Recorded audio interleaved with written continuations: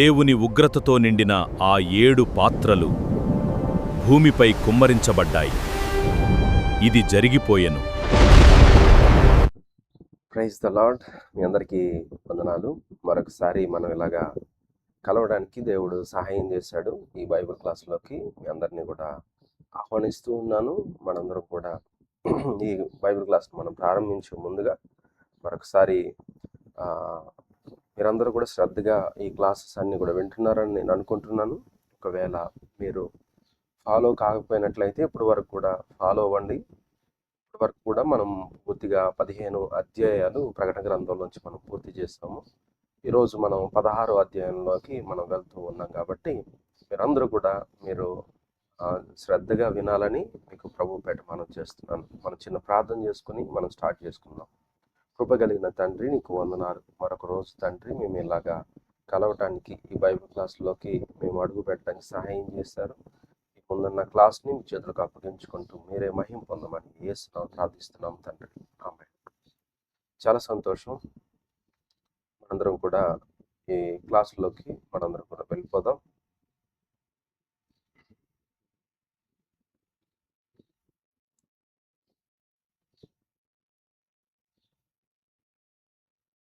మనము ఇప్పటి వరకు కూడా 15 అధ్యాయాలు మనం పూర్తి చేయడం జరిగింది.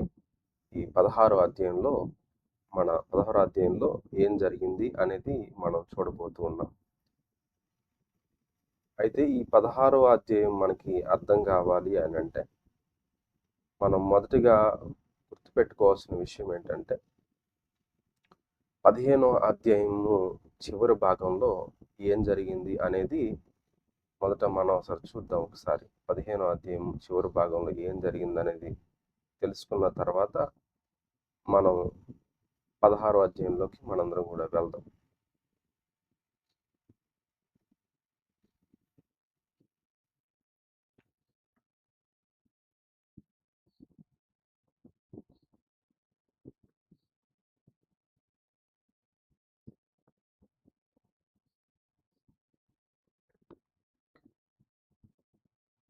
యా 16వ అధ్యాయంలో మనం చూడటానికంటే ముందుగా 15వ అధ్యాయంలో ఏం జరిగిందో ఒకసారి రీక్యాప్ చేసుకుందాం. 15వ అధ్యాయము చివరిలో మనం చెప్పుకున్న విషయం ఏంటంటే దేవాలయంలో ఇదంతా కూడా ఈ సీన్ అంతా ఎక్కడ జరుగుతుందంటే పరలోకంలో జరుగుతుంది. పరలోకంలో దేవుని సింహాసనం ముందు కొన్ని 6 దేవదూతలు కనబడతారు. అక్కడ 6 దేవదూతలు కనబడతారు. ఆ దేవదూతలందరూ కూడా వాళ్ళ చేతుల్లో ఒక పాత్రను పట్టుకుని, మండుతున్నటువంటి పాత్రను పట్టుకుని వాళ్ళు ఆ పాత్రలన్నిటిలో కూడా వారు ఏం తీసుకున్నారంటే ఉగ్రత పాత్రలు అని చెప్పొచ్చు మనం. ఆ ఉగ్రత పాత్రలన్నీ కూడా చేతుల్లో పెట్టుకుని దేవుని సింహాసనం ముందు, దేవుని సింహాసనములో నుండి వచ్చేటువంటి వాయిస్ కోసం, కమాండ్ కోసం ఎదురు చూస్తూ ఉన్నారు. ఎప్పుడైతే ఆ వాయిస్ సింహాసనం వెనక ఉన్నటువంటి సింహాసనంలో నుండి వచ్చినటువంటి ఆ వాయిస్ ఎప్పుడైతే వాళ్ళకి కమాండ్ ఇస్తుందో వెంటనే వాళ్ళ ఒక్కొక్కరు ఆ పాత్రను పట్టుకుని భూమి మీద ఆ ఉగ్రతా పాత్రలన్నీ కూడా కుమ్మరించడానికి సిద్ధంగా ఉండి రెడీగా ఉన్నటువంటి పరిస్థితి మనం 15వ అధ్యాయంలో చూస్తాం. ఇప్పుడు చూడండి, అయితే ఆ సింహాసనం ముందు 4 జీవులు ఉన్నాయని చెప్పేసి అని అనుకున్నాం కదా. మనం ఎప్పుడు ప్రకటన గ్రంథము స్టార్టింగ్లోనే మనం మాట్లాడుకున్నాం. 4 జీవులు, కెరూబులతో పాటు సెరాపులు అని పిలువబడేటువంటి 4 జీవులు ఉన్నాయి.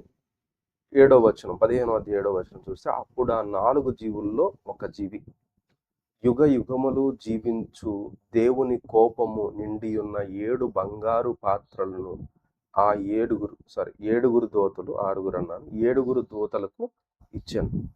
ఈ 7 దూతలు ఈ బంగారు పాత్రలు ఇచ్చింది ఎవరంటే ఆ సింహాసనం ముందున్నటువంటి 4 జీవుల్లో ఒక జీవి.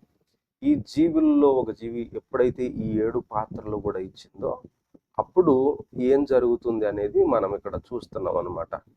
ఇక్కడ ఒకసారి మనం 8వ వచనం కూడా మనం చూద్దాం.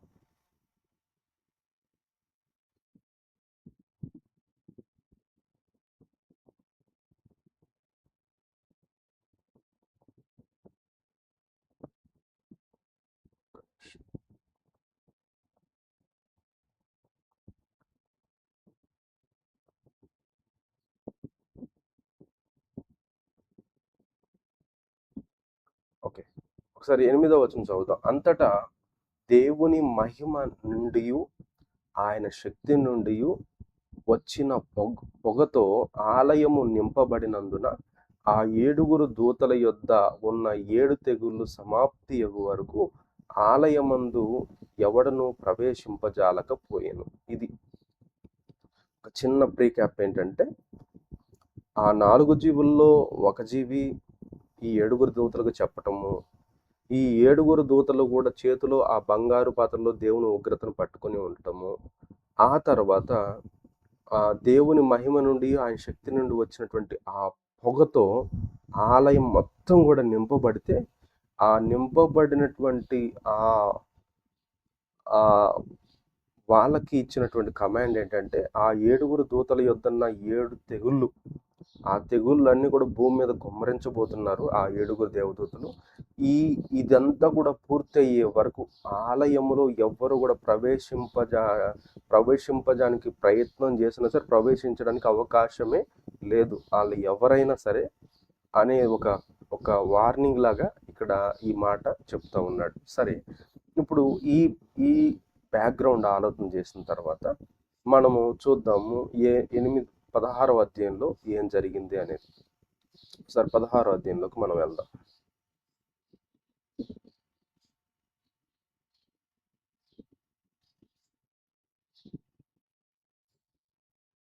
16వ అధ్యాయం 1వ వచనం. మరియు మీరు పోయి దేవుని కోపముతో నిండిన ఆ 7 పాత్రలను భూమి మీద కుమ్మరించుడని ఆలయములో నుండి గొప్ప స్వరము ఆ 7 దేవదూతలతో చెప్పగా వింటిని. చూడండి, నేను ఇంతకుముందు చెప్పాను కదా, సింహాసనం ఆ దేవాలయం లోపల దేవుడు ఉన్నాడు. దేవుని సింహాసనం మీద వీళ్ళు ఏంటంటే, ఇప్పుడు ఆ కోపముతో నిండినటువంటి 7 పాత్రలు వాళ్ళకి ఎక్కడ ఇవ్వబడ్డాయి? దేవాలయం లోపల ఇవ్వబడ్డాయి. ఇప్పుడు ఈ దేవాలయం లోపల ఉన్నటువంటి ఆ ఉగ్రతా పాత్రలను పట్టుకొని వీళ్ళు బయటకు వచ్చేసారు.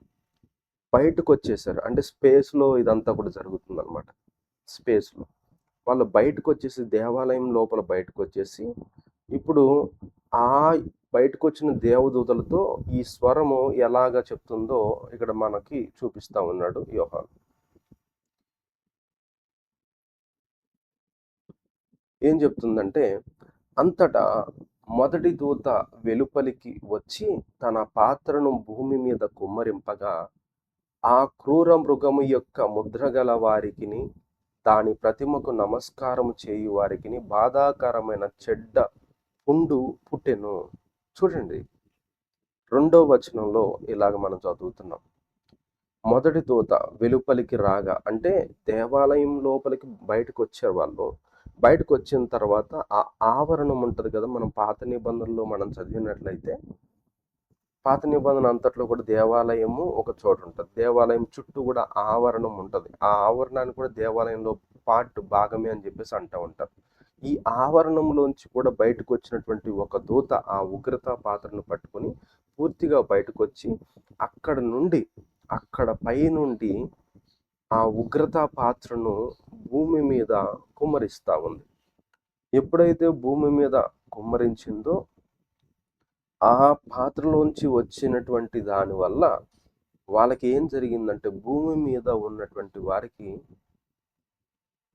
ఆ ప్రతిమకు నమస్కారం చేయి వారికి బాధాకరమైనటువంటి చెడ్డ పుండు ఒకటి పుట్టింది. అంటే భూమి మీద ఉన్న ప్రతి ఒక్క మనిషికి కూడా ఆ చెడ్డ పుండ్లు వచ్చేస్తాయి అనేది ఇక్కడ చెప్తుందన్నమాట. మరి అసలు భూమి మీద ఎవరున్నారు అనేది మనం క్వశ్చన్ చేయాలి కదా. భూమి మీద ఎవరున్నారు? ఆల్రెడీ సంఘమేమో ఎత్తబడింది, సంఘమేమో శ్రమల్లో లేదు. దేవుణ్ణి నమ్ముకున్నటువంటి వారినేమో దేవుడు ఆల్రెడీ, మనం 15వ అధ్యాయం అనుకుంటాం, 15వ అధ్యాయంలో వాళ్ళందరూ ఎవరైతే ముద్ర వేసుకుంటారో వాళ్ళు మాత్రమే భూమి మీద ఉన్నారు. భూమి మీద ముద్ర వేసుకున్నటువంటి వాళ్ళందరినీ కూడా దేవుడు వాళ్ళని తీసుకెళ్ళిపోవటం అనేది మనం చూసాం. అది కూడా మనం చూసాం. తర్వాత దేవుణ్ణి నమ్మినటువంటి ఒక గుంపు ఉన్నది, 1,44,000 మంది. వాళ్ళని ఒలీవ కొండ దగ్గర వాళ్ళను దేవుడు ఉంచాడు. వారు కనబడకుండా ఎక్కడ దాచాడు దేవుడు. ఇది కూడా మనం చదివాం. ఇప్పుడు 1,44,000 మంది లేరు, తర్వాత సంఘము లేదు, శ్రమల కాలంలో ప్రభువుని నమ్మినటువంటి వారు లేరు. మరి ఉన్న వాళ్ళందరూ ఎవరు భూమి మీద అని అంటే కొన్ని కోట్ల మంది ఉన్నారు. వీళ్ళందరూ ఎవరు?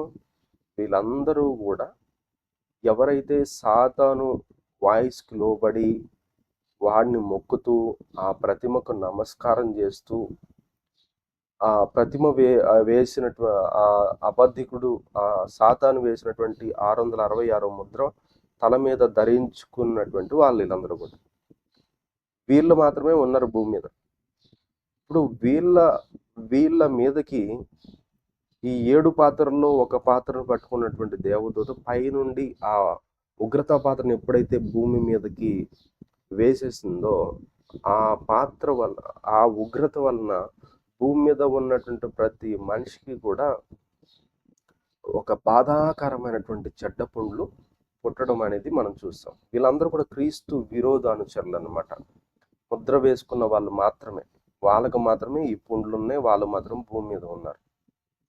మనం ఈ విషయం 14వ అధ్యాయంలో మనం చూడటం జరిగింది. ఇప్పుడు 3వ వచనాన్ని మనం చదువుకుందాం.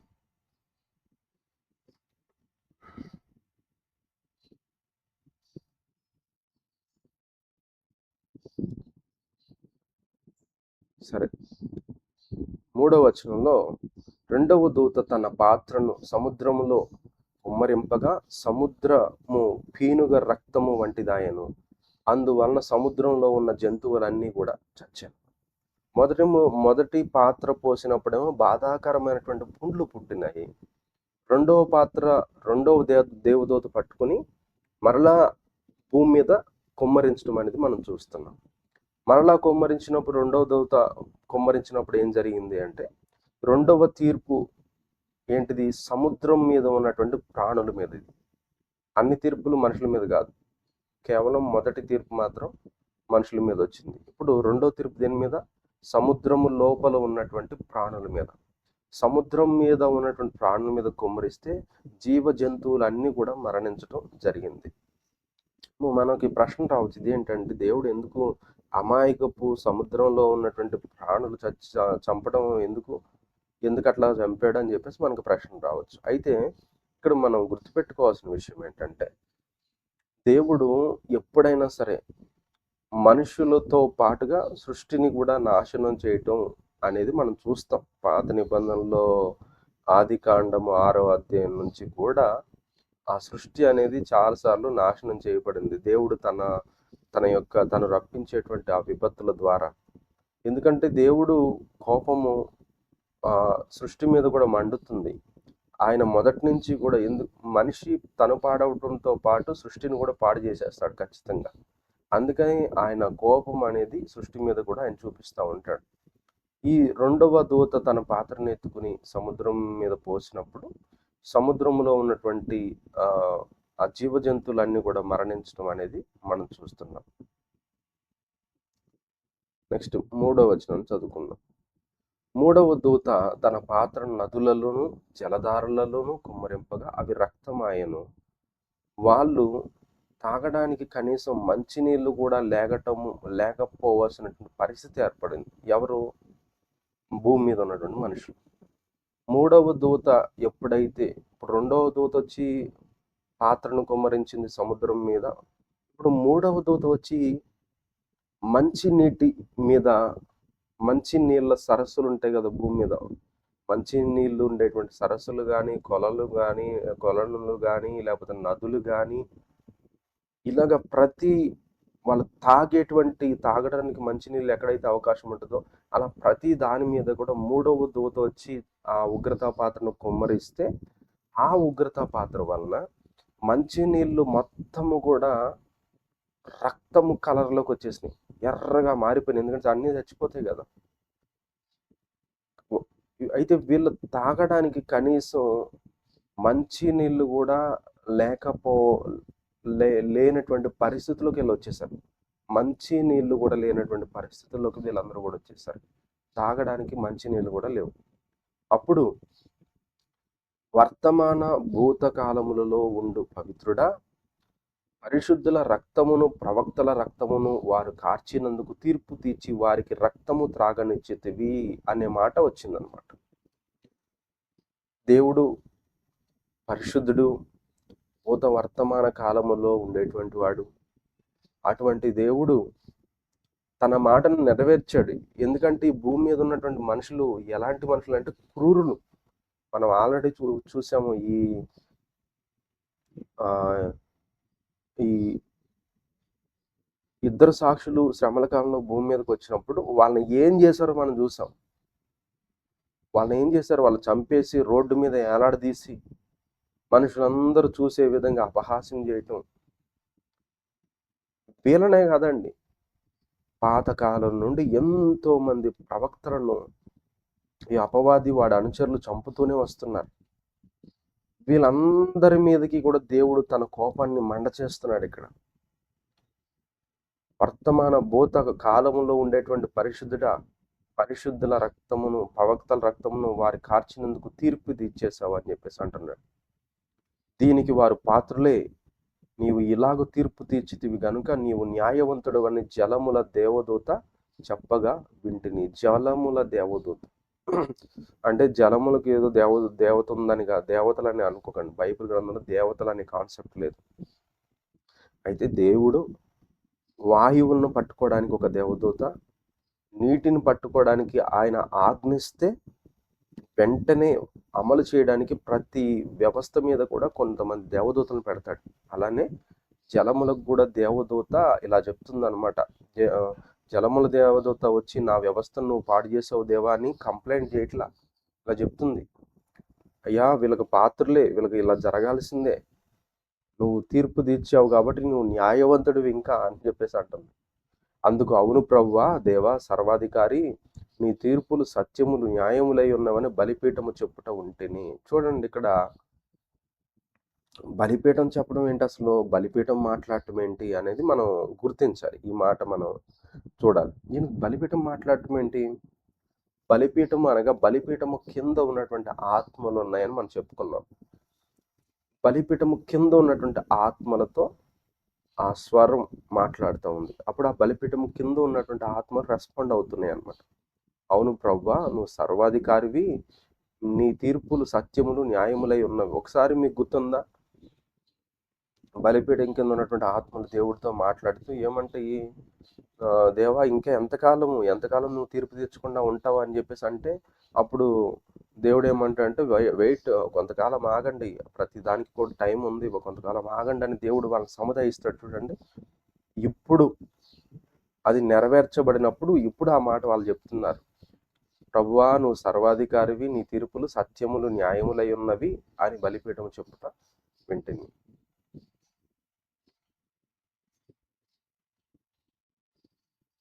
సరే, 8వ వచనం చదువుదాం.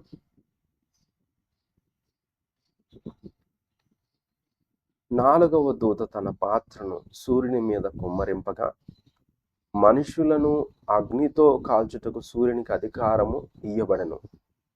కాగా మనుషులు తీవ్రమైన వేడిమితో కాలిపోయి ఈ తెగుళ్ళ మీద అధికారము గల దేవుని నామమును దూషించిరి గాని ఆయన మహిమపరచినట్లు వారు మారు మనసు పొందినటువంటి వారు కారు. 8వ వచనంలో మనం చదువుతుంది ఏంటంటే, ఈ 4వ దూత ఉగ్రత పాత్ర ఈసారి నేరుగా మనుషుల మీద కాదు, అయితే సూర్యుని మీద కుమ్మరించడం జరిగింది. ఈ ఉగ్రత పాత్ర సూర్యుని మీద కుమ్మరించాడు.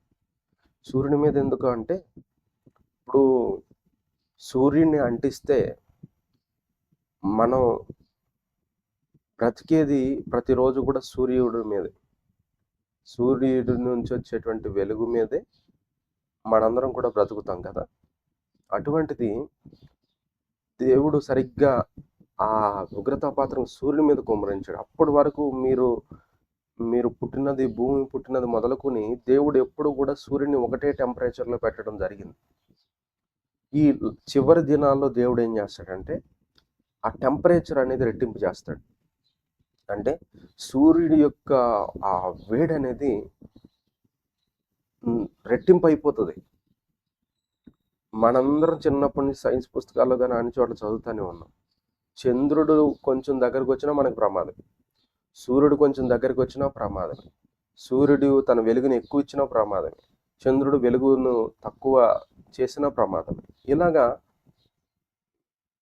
వాటి వ్యవస్థలన్నీ కూడా ఒక క్రమంగా దేవుడు పెట్టాడు. అయితే ఈ చివరి దినాల్లో దేవుడు ఏం చేయబోతున్నాడంటే ఈ వ్యవస్థను కొంచెం మార్చబోతున్నాడు. సూర్యుడు ఇచ్చేటువంటి వెలుగు ఇంకా తీవ్రమైపోతుంది.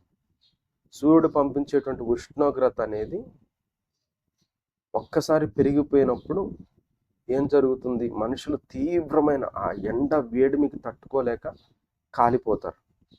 ఈ తెగుళ్ళ మీద అధికారం గల దేవుని నామాన్ని ఇంకా వాళ్ళు దూషిస్తున్నారు, కానీ వాళ్ళు అసలు దేవుణ్ణి ప్రభువా మమ్మల్ని తీసేయి, ఈ తెగులు తగ్గించు, నీకు వందనాలు, మిమ్మల్ని తెలుసుకుంటాం, మేము తప్పు చేసాం, పొరపాటు చేసామని చెప్పిన వాళ్ళు కాదనమాట. వాళ్ళు ఇంకా దేవుని మీద చూడండి ఎలాంటి వాళ్ళు ఇంకా దేవుని నామాన్ని దూషిస్తానే ఉన్నారంట. వాళ్ళు ఇంకా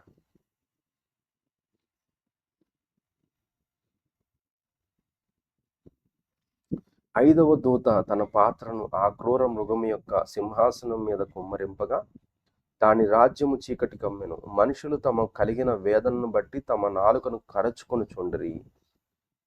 ఈసారి ఐదవ తీర్పు దేని మీద అంటే నేరుగా అంత్యక్రీస్తు యొక్క సింహాసనం మీద. మనం చూసాం కదా వాడి సింహాసనం ఎక్కడ ఉంది, వాడు ఎలాగా తన ప్రజలు, వాడు ముద్ర వేసినటువంటి వాడి ప్రజలందరినీ కూడా ఎలాగ వాడి కనుసన్నల్లో వాడు పెట్టుకున్నాడు చూసాం కదా. ఇప్పుడు ఏం జరిగిందంటే ఐదవ దూత ఆ పాత్రను నేరుగా అంత్యక్రీస్తు సింహాసనం మీద కుమ్మరించింది ఆ ఉగ్రతని. అప్పుడు ఏం జరుగుతుందంటే ఆ అంత్యక్రీస్తు సింహాసనం మీద కుమ్మరించినప్పుడు ఆ అంత్యక్రీస్తు వాడేం చేస్తున్నాడు? మనుషులందరినీ కూడా వాడితో పని చేపించుకుంటున్నాడు. వాడు చెప్పినట్టుగా అందరూ కూడా నడుస్తున్నాడు, ముద్ర వేసుకున్న ప్రతి ఒక్కరు కూడా. ఇప్పుడు ఆ సింహాసనము వాడి చుట్టూ ఉన్నటువంటి అనుచరులు, ప్రపంచం అంతా కూడా వాడి అనుచరులు అందరూ కూడా మొత్తం కూడా చీకట్లోకి వెళ్ళిపోయారు. కటిక చీకటి, అప్పటి వరకు భూమి మీద కనపడనటువంటి కటిక చీకట్లోకి వాళ్ళు వెళ్ళిపోయారు. ఈ కటిక చీకటి వల్ల వాళ్ళు అసలు ఏం జరుగుతుంది, వాళ్ళ శరీరాల మీద ఏం జరుగుతుంది, వాళ్ళ ఉన్నటువంటి ప్లేస్లో ఏం జరుగుతుంది, వాళ్ళకి ఏమి అర్థం కావట్లా. తాము కలిగిన వేదనలను బట్టి, పుండ్లను బట్టి పరలోకమందున దేవుని దూషించిరు, కానీ తమ క్రియలను మారు మనసు పొందినటువంటి వాళ్ళు కాదు. అంటే వీళ్ళు స్టబ్బాన్ పీపుల్ అంటాం చూడు. ఇస్రాయేల్ ప్రజలు ఎలాగైతే స్టబ్బాన్ పీపుల్లో వీళ్ళు కూడా అంతే కఠినమైనటువంటి మనస్తత్వం కలిగిన వాళ్ళు. ఇన్ని జరుగుతున్న ఐదవ తీర్పు వరకు వచ్చింది. ఇన్ని జరుగుతున్నా వీళ్ళు ఏమాత్రము కూడా మారు మనసు పొందినటువంటి వాళ్ళు కాదు. కొంచెం కాకపోతే కొంచెం అన్నా సరే వీళ్ళకు పాప క్షమాపణ జరగట్లేదు, కలగట్లేదు. వెనుకకు తిరగనటువంటి ప్రజలుగా వీళ్ళు మారిపోయారు.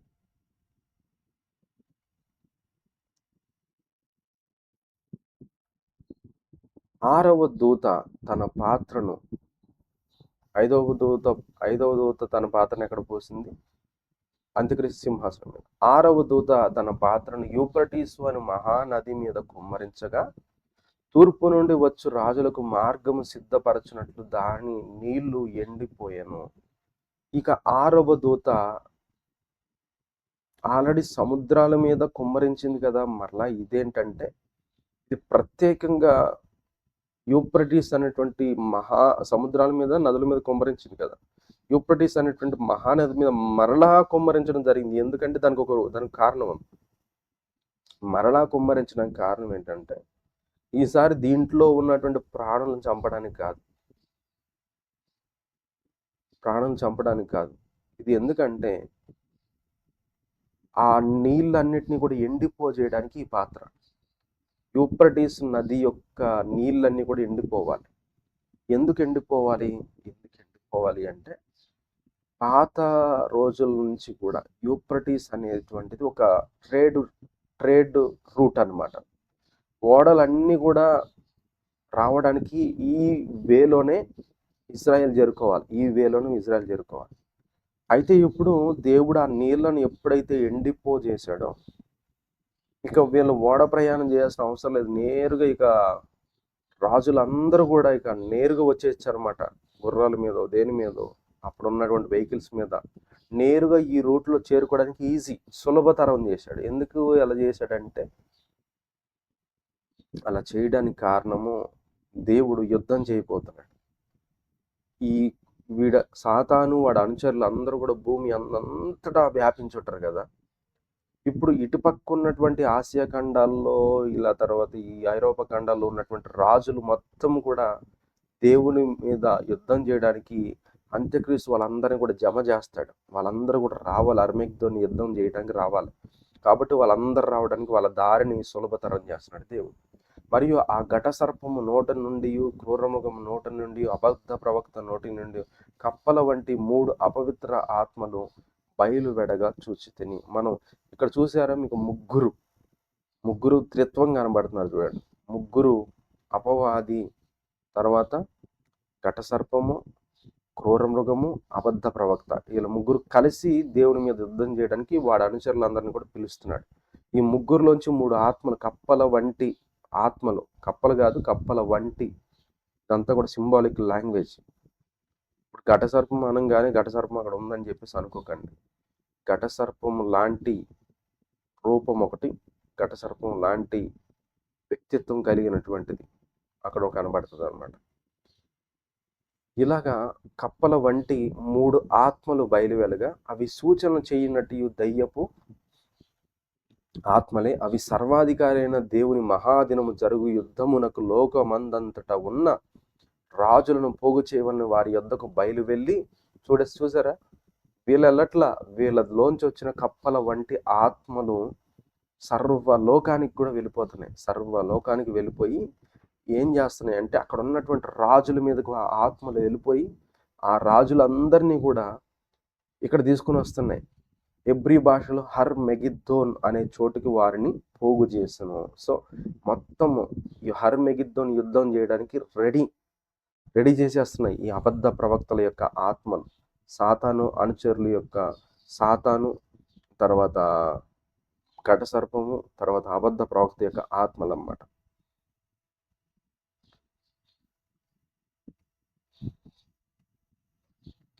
అప్పుడేం జరిగిందో చూద్దాం.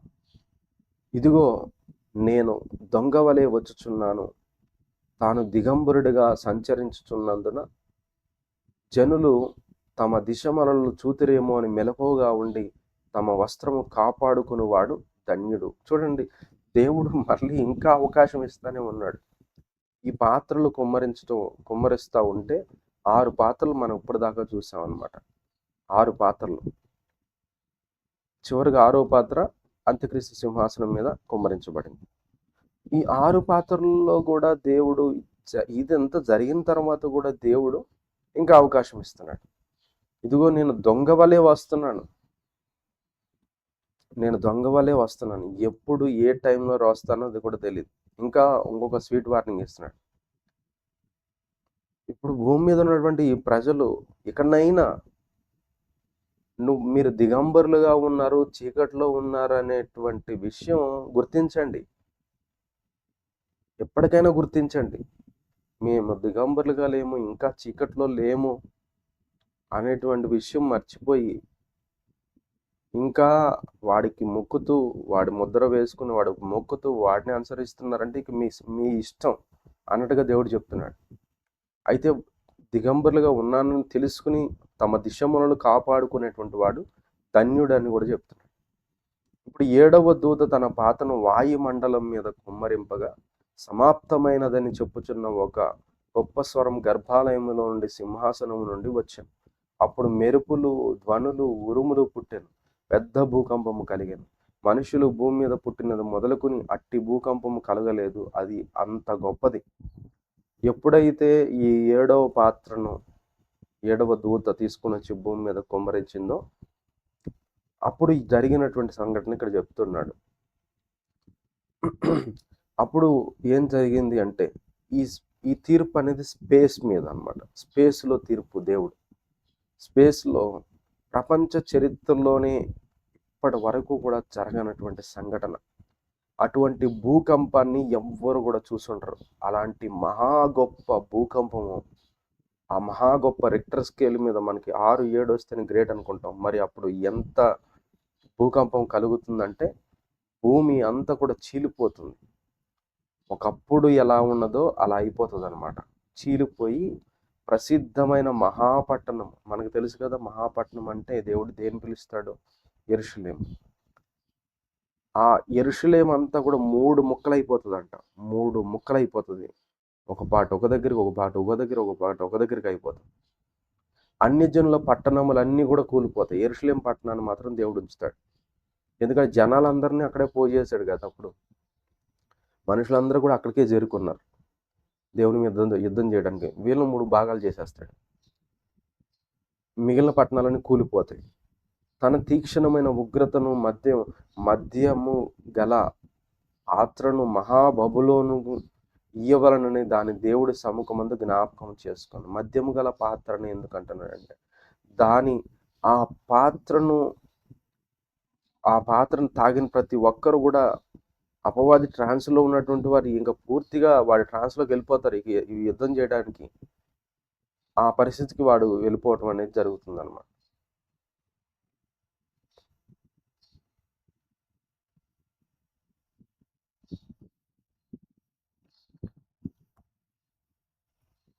ఇక ప్రతి ద్వీపము కూడా పారిపోయాను, పర్వతము కనబడకపోయాను.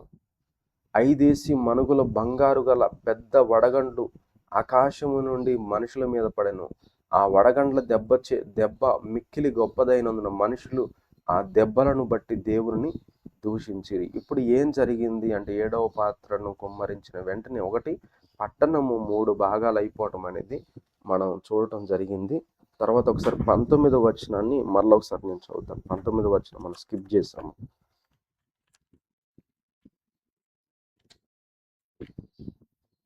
16వ అధ్యాయం 19వ వచనం చదువుదాం ఒకసారి. ప్రసిద్ధమైన మహాపట్నం 3 భాగములాయను, అన్యజనుల పట్టణం కాలిపోయాను. అతీక్ష్ణమైన ఉగ్రతయు మద్యము గల పాత్రను మహాబబులోనుకు ఇయ్యవలని దాని సముఖమందు జ్ఞాపకము చేసిరి. చదివాము. ఇది మీరు ఎందుకు మరలా గమనించాలి అని అంటే, పట్టణం ఎప్పుడైతే 3 భాగాలు అయిపోయిందో వీళ్ళందరూ కూడా అపవాది యొక్క ట్రాన్స్లోకి వెళ్ళిపోయి వీళ్ళు మరలా దేవుని దూషించడం అనేది ఇక్కడ కనబడుతుంది. మరలా దేవుని దూషిస్తారు.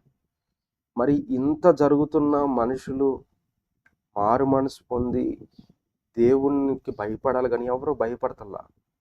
దేవుని దూషిస్తూనే ఉన్నారు వాళ్ళు. అందుకనే దేవుడు ఇది ఇంకా కంటిన్యూ చేస్తున్నాడు. ప్రతి ద్వీపం పారిపోయాను అంటే ద్వీపాలు కనబడవంటే ఇప్పుడు ప్రపంచం అంతటినీ కూడా దేవుడు ఏం చేశాడు? ముక్కలు చేసి పడేశాడు కదా. పట్టణం 3 ముక్కలు అయిపోయింది. ప్రపంచం కూడా ఆ భూకంపం వల్ల ముక్కలు అయిపోతుంది. ఇప్పుడు అసలు ఏ ద్వీపం ఎక్కడుంది? ఇండియా ఎక్కడుంది? యూరోప్ ఎక్కడుంది? ఆసియా ఖండం ఎక్కడుంది? అసలు ఏది ఎక్కడుందో ఎవరికి అర్థం కాని పరిస్థితి. ద్వీపాలన్నీ కూడా పారిపోతాయి. అంటే ద్వీపాలు పారిపోవడం అంటే ద్వీపాలు కాళ్ళు ఉన్నాయేమని కాదు. జరుగుతున్న పరిస్థితులు బట్టి ఏది ఎక్కడ అనేది అడ్రస్ కనుక్కోవడం చాలా కష్టం. అయితే 5 మనుగుల బరువు గల పెద్ద వడగండ్లు ఆకాశము నుండి భూమి మీద పడ్డాయి అన్నమాట. 5 మనుగుల పెద్దవి. ఇక మనం వాటిని ఒక లారీ సైజ్ అని పోల్చుకోవచ్చు అనమో. లారీ కంటే పెద్ద ఎక్కువ పెద్ద వడగండ్లు భూమి మీద పడతా ఉంటే ఆ పడిన వడగండ్ల నుంచి కూడా కొంతమంది మనుషులు తప్పించుకుని వాళ్ళు ఇంకా ఏం చేస్తున్నారు? ఇంకా దేవుణ్ణి వాళ్ళందరూ కూడా దూషిస్తూనే ఉన్నారు. ఆ వడగండ్ల దెబ్బ మిక్కిలిదైన మనుషులు ఆ దెబ్బను బట్టి దేవుణ్ణి దూషించారు. చూసారా? ఆ వడగండ్ల దెబ్బ ఇంకా గొప్పదైనా సరే వాళ్ళు దాన్ని బట్టి ఇంకా దేవుని దూషిస్తూనే ఉన్నారు. కానీ ఎవ్వరు కూడా మరి అసలు ఈ ఉగ్రత ఏంటి ప్రభువా, ఎందుకు తీసుకుని వస్తున్నావు? మేము చాలు ఇప్పటి వరకు చూసింది, ఇక మీద ఏం చూడాలనుకోవట్లా, మమ్మల్ని క్షమించండి అని ఒక్కరైనా మారు మనసు పొందుతారేమో అనేది ఏమీ కూడా మనకి కనబడట్లేదు. అంటే మనుషుల్లో క్రూరత్వం వల్ల, అపవాది పెట్టినటువంటి క్రూరత్వం వల్ల ఇవన్నీ కూడా జరగటం అనేది మనం చూస్తున్నాం. వాడిని అనుసరిస్తే ఎలాంటి పరిస్థితులు వస్తాయో అనేది మనం చూడాలి, మనం అర్థం చేసుకోవాలి. అందుకని ఆ ఉగ్రత ఆ ఉగ్రత దినం వరకు కూడా సంఘము ఉండదు. అయితే ఎవరైనా వాళ్ళ సాక్ష్యాన్ని కాపాడుకోకుండా, వాళ్ళ జీవితాలను కాపాడకుండా శ్రమల గుండా వెళ్ళారే అనుకో, ఇక వాడి ముద్రను ఒక్కసారి మనుషులు కానీ వేయించుకున్నారు అంటే ఇక చివరి వరకు కూడా వాడికి దేవునికి లోబడనివ్వడు అనమాట. వాడు వాళ్ళని ఇబ్బంది పెడుతూనే ఉంటాడు, వాళ్ళ జీవితాలను పాడు చేస్తూనే ఉంటాడు. అందుకని మనము అపవాది యొక్క చెరలోకి వెళ్లకుండా యేసు ప్రభు వారు వచ్చినప్పుడే మనందరము ఆయనతో పాటు ఎత్తబడేటువంటి విధంగా మనందరం కూడా ముందుకు కొనసాగాలి. I hope you understand chapter number 16. మీకు ఇంకా ఏమైనా అర్థం కాకపోయినా, డౌట్స్ సందేహాలు ఉన్నా తప్పకుండా తెలియపరచండి. తప్పకుండా నేను మీకు సమాధానం ఇవ్వడానికి ప్రయత్నం చేస్తాను. దేవుడు ఈ మాటలను దీవించును గాక. ఆమేన్. Thank you. God bless you.